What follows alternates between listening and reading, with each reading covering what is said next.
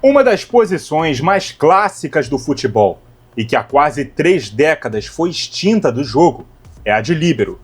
Uma função que ainda pode ser vista esporadicamente, porém sendo desempenhada por jogadores de outras posições em situações específicas de jogo. Por que o líbero sumiu do futebol? Essa é a pauta do nosso vídeo de hoje. Primeiro vamos falar sobre a origem do líbero. A primeira equipe que utilizou a posição na história do futebol, ou pelo menos a primeira a se notabilizar mundialmente por isso, foi a seleção suíça do técnico austríaco Karl Rappan, na Copa do Mundo de 1938. Esse time ficou conhecido por eliminar a Alemanha nazista, governada por Adolf Hitler, por 4-2 nos pênaltis após o empate nas oitavas de final por 1-1. A maioria dos times da época jogavam no WM, então os encaixes individuais do 3-2-2-3 eram nítidos. 3 zagueiros marcavam 3 atacantes. Os quadrados de meio-campistas também se anulavam. E, obviamente, os 3 atacantes jogavam em cima dos 3 zagueiros. Rappan pensou em ter um jogador a mais por trás da linha de defesa para ter uma sobra. Esse jogador fazia uma cobertura em caso de vitória pessoal do atacante adversário em cima de um defensor. Dessa forma, outro zagueiro não teria de abandonar a sua função e a sua marcação individual para fazer essa dobra e deixar um oponente livre. Era justamente esse zagueiro extra por trás da linha que se tornava um segundo obstáculo para o atacante depois de driblar o primeiro. A função defensiva do líbero era o de cobrir todos os 3 zagueiros da linha, sempre atento aonde a bola está. E mesmo que ter esse defensor extra significasse ter um homem a menos com bola, o líbero, quando tivesse a posse, poderia subir e se posicionar no meio-campo com a bola dominada, ou se apresentando como opção de passe. O nome líbero vem do italiano e quer dizer livre, e essa liberdade se refere tanto a não ter um jogador fixo para se marcar individualmente, quanto à permissão que esse defensor tinha para, com a bola, se tornar um quarto meio-campista, daquele 4-3-3, ou melhor dizendo, 1-3-3-3. Então, se cada jogador pegava o seu, quem iria marcar esse jogador a mais por trás da linha defensiva quando ele se deslocasse para o meio? Por isso, tal estratégia se popularizou e levou a uma disseminação de vários tipos de líbero. Por que não? Nem todos os líberos jogam da mesma maneira. Vamos dar aqui alguns exemplares dos diferentes tipos de líbero. Em todos os casos, a posição demandava muita qualidade técnica desse tipo de defensor. Talvez o maior expoente do mundo nesse papel seja o alemão Franz Beckenbauer, apontado frequentemente como o maior zagueiro da história do futebol. Der Kaiser, ou o Imperador, como era conhecido, iniciou a carreira como volante, porém sua qualidade era tanta para jogar tanto protegendo a defesa quanto iniciando as jogadas, que ele aos poucos foi assumindo a função de um líbero, tanto no Bayern, tricampeão europeu na década de 70, quanto na seleção alemã, campeã do mundo em 74. Beckenbauer esbanjava a qualidade para armar o time desde trás, como um autêntico meio-campista jogando de defensor. Ele foi para muitos o primeiro líbero ofensivo do futebol, saindo de trás da zaga e vindo jogar como um volante, meia e até aparecendo na área para fazer gols. Na Euro de 96, Matthias Sammer, lendário jogador do Borussia Dortmund, também jogava desempenhando exatamente o mesmo papel.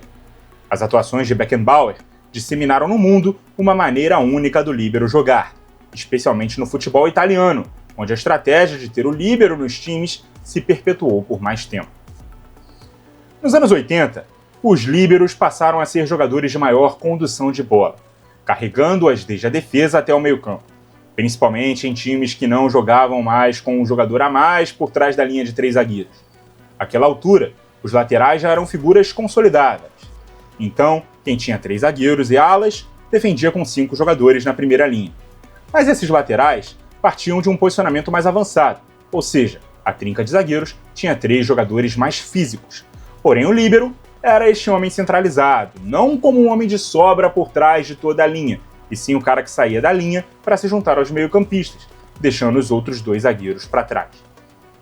A seleção italiana, campeã do mundo em 82, tinha em Gaetano Scirea, lenda da Juventus, o seu líbero partindo de um trio de zaga. Versátil, aparentava ser um meia ou um atacante quando estava nessas regiões do campo. Extremamente técnico, é frequentemente apontado como um dos maiores líberos que o futebol já viu. A seleção dinamarquesa, semifinalista da Euro de 84 e que fez um bom papel na Copa do Mundo de 86, contava com Morten Olsen jogando nessa posição.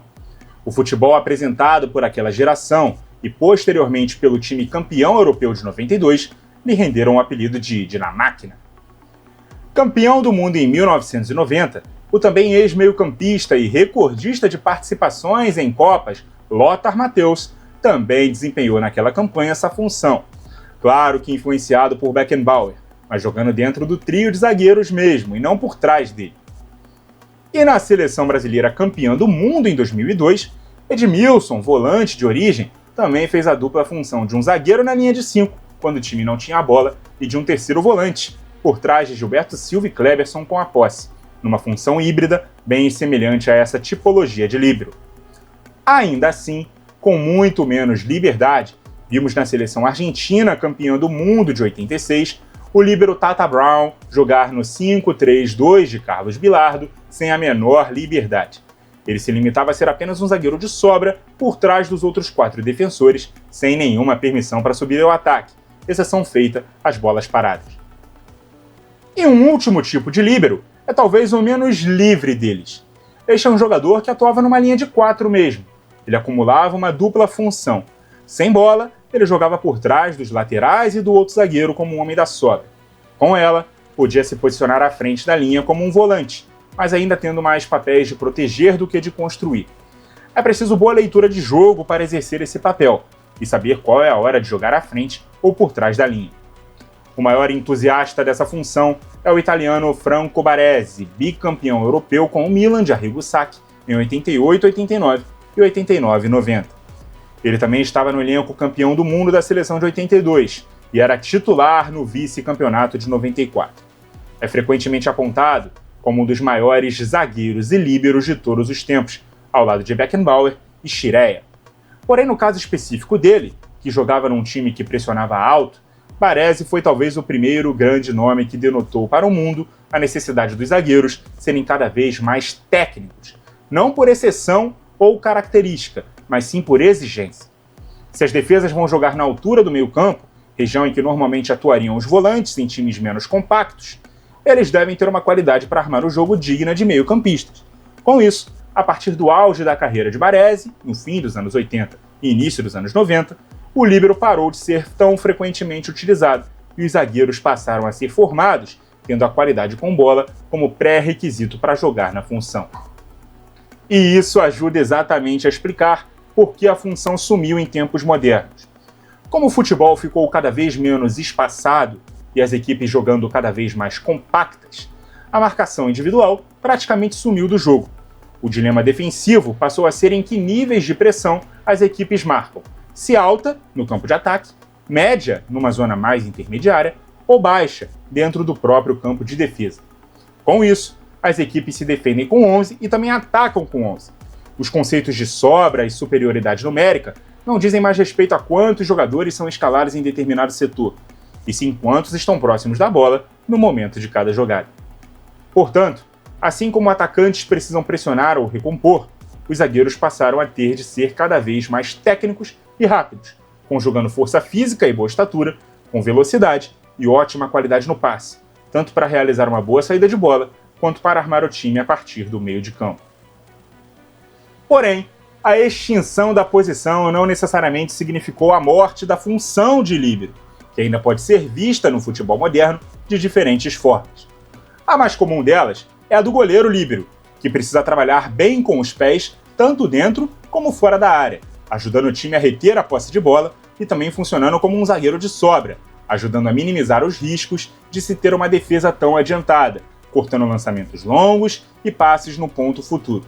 O goleiro precisa ter uma boa leitura de tempo e espaço para sair da meta e poder ajudar o time como um 11º jogador de linha. René Higuita, Rogério Ceni e Manuel Neuer são exemplos de goleiros líberos. Outra também muito comum é o recuo do volante numa saída de 3 entre os zagueiros, conhecida como saída lavoupiana, já que foi idealizada pelo técnico argentino Ricardo Lavolpe.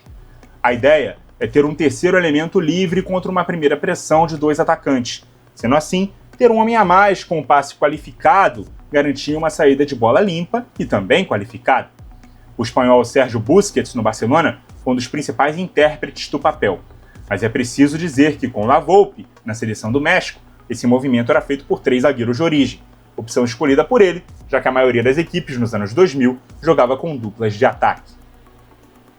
Com um aspecto mais defensivo, também é possível ver o papel que os volantes fazem quando o lateral sobe e o zagueiro do mesmo lado abre para cobri-lo. Esse volante recua e assume momentaneamente o papel de zagueiro para que a linha defensiva seja recomposta de forma mais rápida e as costas do lateral não fiquem tão expostas. No Chelsea de Antônio Conte, da temporada 16-17, Davi Luiz jogou como zagueiro central do 3-4-3 com total permissão de ir à caça do jogador adversário, que flutuasse entre linhas, e subir ao ataque conduzindo a bola quando o time recuperasse a posse. No 3-1-4-2 da Internazionale de Simone Inzaghi, a presença de apenas um volante dava mais liberdade aos zagueiros, que jogavam pelos lados do trio subirem ao ataque. Com isso, o canhoto Alessandro Bastoni se notabilizou muito pela sua qualidade para sair jogando desde trás pela esquerda. Já pela direita, Pavard, que é lateral de origem, era utilizado no papel. Recentemente, Pep Guardiola utilizou nomes como John Stones e Manuel Akanji numa função parecida no Manchester City, variando o 4-3-3 base para um 3-2-2-3. Stones ou Akanji se deslocavam da zaga para jogar ao lado do primeiro volante no meio-campo, quando o time tinha a bola.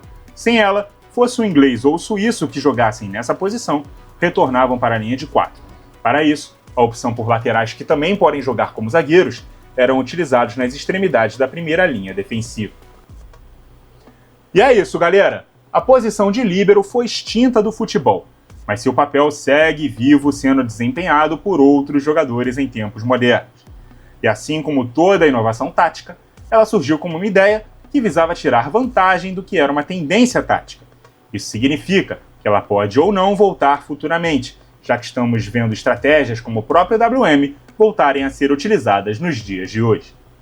Muito obrigado a você que nos acompanhou e até a próxima!